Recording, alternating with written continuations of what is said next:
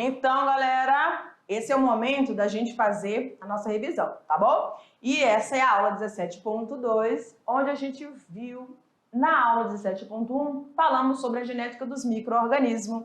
Tá lembrado, né? Então, vamos lá, joga na tela. A aula 17.2, então, nós vamos falar, né, rever o conteúdo sobre a genética desses micro-organismos. Mas quais micro-organismos, profs, nós lidamos, então, nessa aula? A gente falou sobre os vírus e também sobre a estrutura reprodutiva das bactérias, tá? E quando a gente falou de estrutura, deixa eu pegar a canetinha, beleza?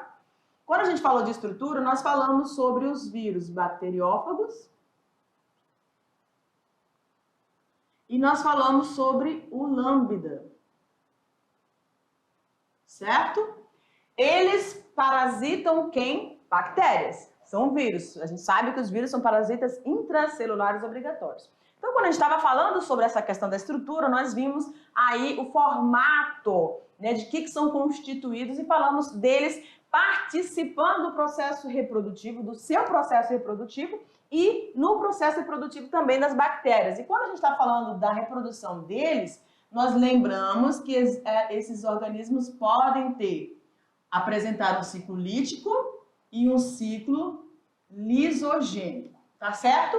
No ciclo lítico, eu vou ter a ruptura, o rompimento da parede celular de quem? Das bactérias, que é o organismo que eles estão parasitando. Então, você chama-se isso de lise celular, certo? E nessa lise, você vai ter o quê? Fragmentos dessa bactéria, do material genético bacteriano, também disperso ali no ambiente, onde você vai ter a participação desses pedacinhos num dos processos de reprodução das bactérias, porque elas se reproduzem de 3 formas, tá bom? Mas fica aí. E no ciclo lisogênico, você tem a incorporação desse material genético viral dentro do material genético bacteriano. Pois sim, professor, então o que a gente tem? Quando você tem a participação de um vírus no processo reprodutivo das bactérias, você vai ter o quê? A transdução. Mas você pode ter também a transformação, tá? Saiu aqui um N a mais, né? Transformação. E você tem também a conjugação. Então, nós falamos desses 3 processos. Aqui você vai ter a participação dos vírus, na transformação, a incorporação do material genético, tá? Que foi fruto dali da lise celular, e a conjugação, onde você tem a formação dos pílins, lembra? Quando vocês têm os pílizinhos aproximando de uma outra bactéria para poder passar a troca do material genético, certo? Todas essas informações dentro desse processo foram importantíssimas para quê, professora? Para que a gente consiga utilizar essas informações evolutivas em benefício daquilo que está sendo estudado em relação à biotecnologia, tá bom? Nos processos que hoje nós vamos estar utilizando aí para a formação, construção de medicamentos, novas tecnologias nas questões de saúde e também da agropecuária, tá bom?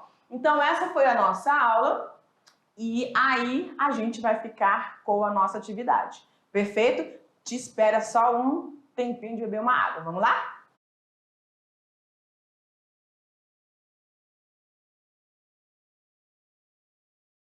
É isso aí. Eu sei que você teve esse tempinho, tá? Para poder rever as questões, para poder ficar pensando nessas questões. E a gente está falando sobre genética de micro-organismos, onde nós focamos os vírus e as bactérias. E a gente viu que numa delas, quando os vírus estão se reproduzindo, você tem, né, também o processo reprodutivo das bactérias, ou por transformação ou a transdução, onde eles vão levar aí, vão ajudar nesse processo nas recombinações genéticas entre esses organismos, tá bom? Joga lá na tela, questão número 1. Eita, que a língua tá pesando.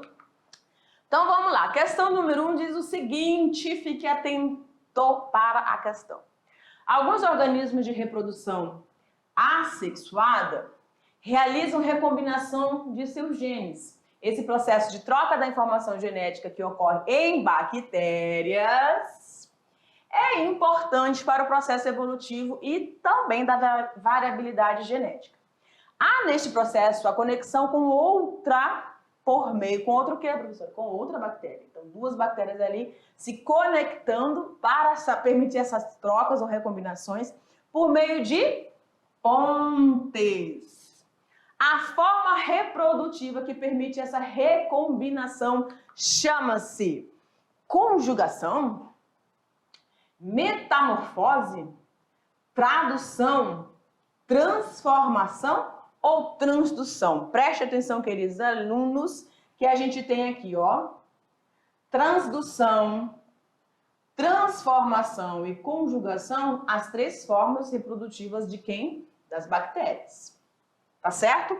Metamorfose e tradução não estão inseridos no processo de recombinação genética, tá certo? A gente tem aqui o desenvolvimento, né? Nessa aqui, o desenvolvimento, então, da estrutura de um organismo que, ao nascer no ovo, forma uma larva ou uma pupa, dependendo se for um anfíbio ou se for uma borboleta.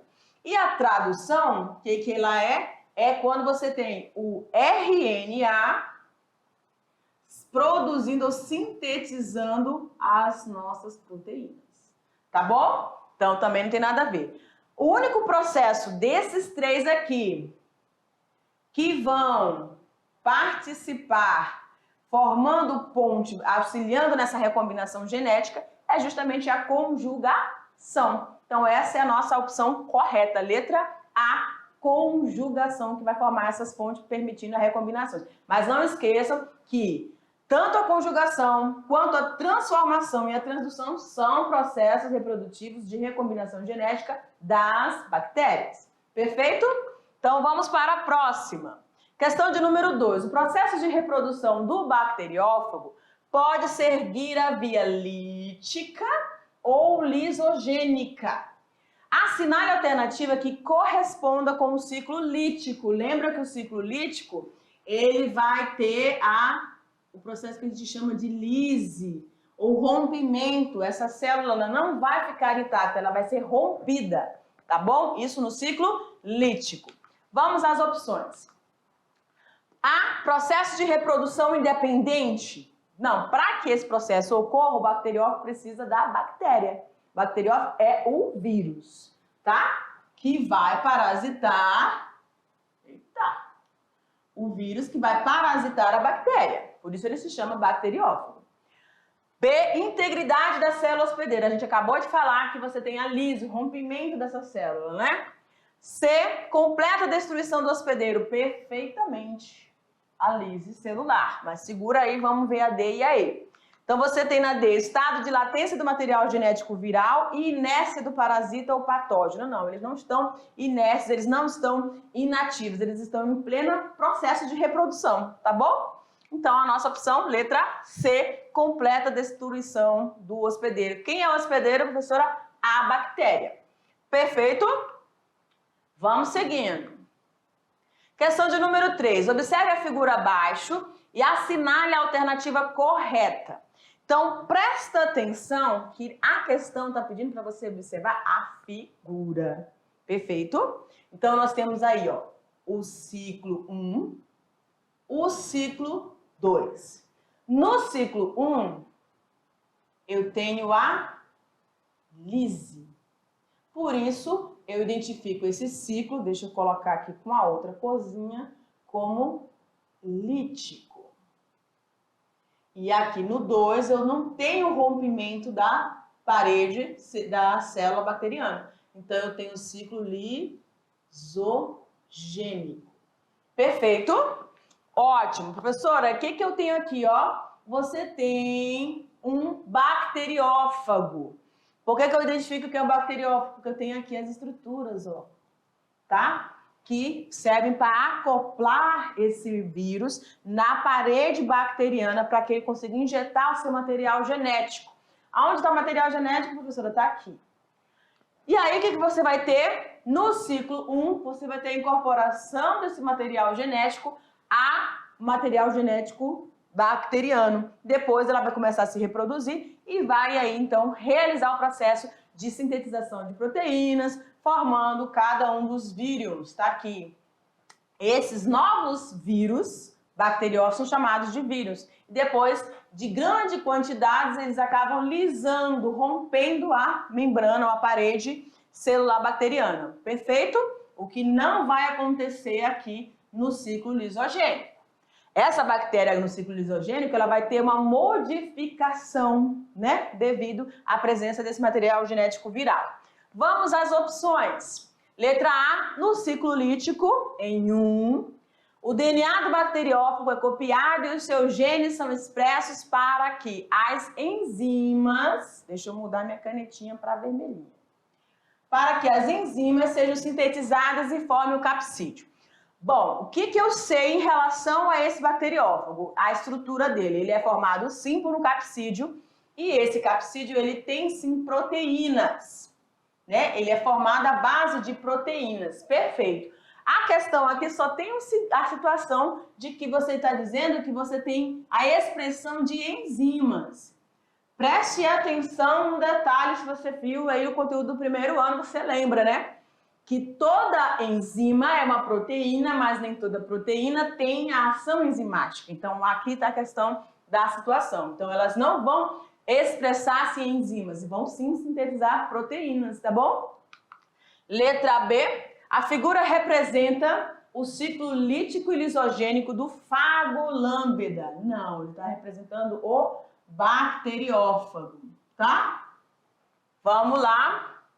C, a figura demonstra o ciclo de vida da bactéria. Ela está representando o ciclo de vida do vírus, que é o bacteriófago. D, no ciclo lítico, representado em 2, a célula, eu não vou nem continuar, né? O 2 não é o ciclo lítico, e sim o ciclo lisogênico.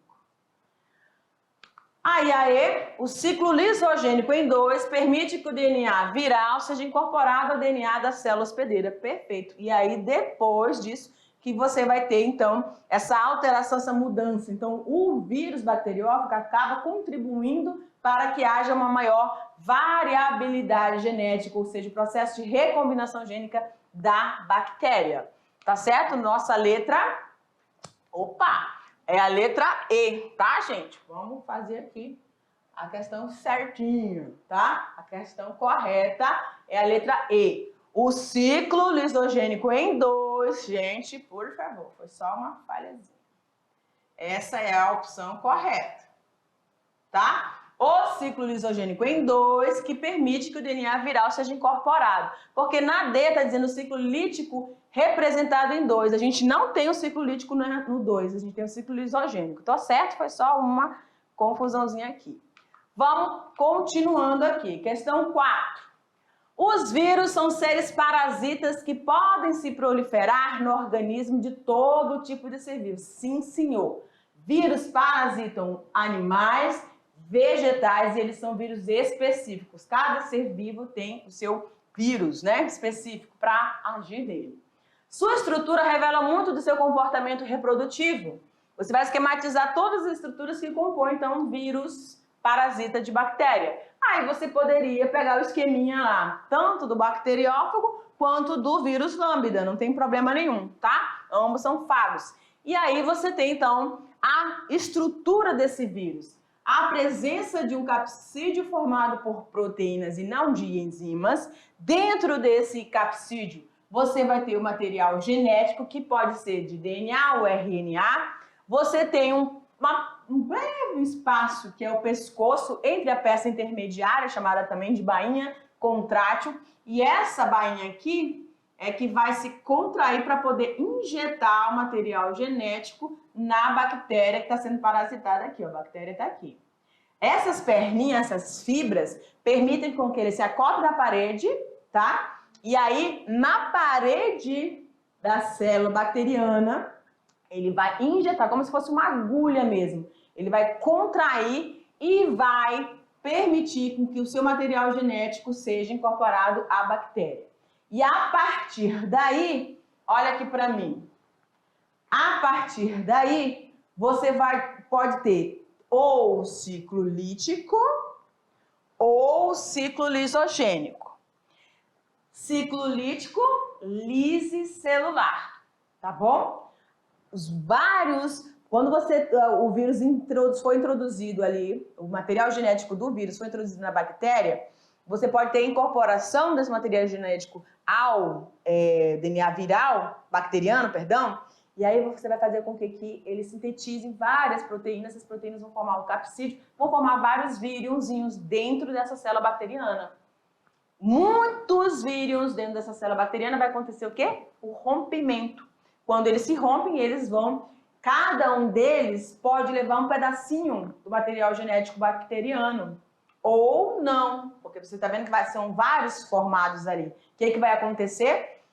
Quando um desses vírions, que tem um pedacinho do material genético bacteriano, for parasitar uma outra bactéria, o que vai acontecer? Ele vai levar esse material genético dessa bactéria B para essa bactéria C. E assim você tem um processo de recombinação. Então, no ciclo reprodutivo do vírus, você também tem o processo de reprodução das bactérias, o auxílio, né? Então, esses bacteriófagos, esses lambdas vão auxiliar na recombinação genética dessas bactérias. E aí, quando você tem essa participação desses vírus, você chama de transdução. Quando você tem, rompeu a lise, ficou só um trechozinho, não está dentro de nenhum vírus, mas está um pedacinho do material genético daquela bactéria que foi morta. O que vai acontecer? Ele vai ficar ali disperso no meio, uma outra bactéria vai passar pelo outro processo de reprodução, é a transformação. Ela vai incorporar um trechozinho desse material genético ao seu material genético bacteriano. E aí o que vai acontecer? Ela vai ter uma modificação, ela vai ter uma alteração na sua estrutura genética. Perfeito? Isso é o processo de transformação. Professora, aí no ciclo lisogênico, o vírus foi lá, incorporou material genético, só que ele não lisou essa célula bacteriana. O que vai acontecer com essa célula bacteriana? Ela vai passar por um processo também chamado de cisparidade. Também é o processo de reprodução. O que acontece na cisparidade? A bactéria, agora alterada geneticamente, tem um trechozinho do material genético viral, ela vai se dividir, formando duas novas bactérias. Bipartição ou cisparidade. Essas bactérias, elas têm uma alteraçãozinha, tá bom? Perfeito. Isso tudo em virtude da presença e participação no ciclo reprodutivo dos vírus, que pode ser o lambda ou o bacteriófago. Perfeito, galera? Deixa eu ver aqui. É isso aí. Não tem mais nenhuma questãozinha para nós, não.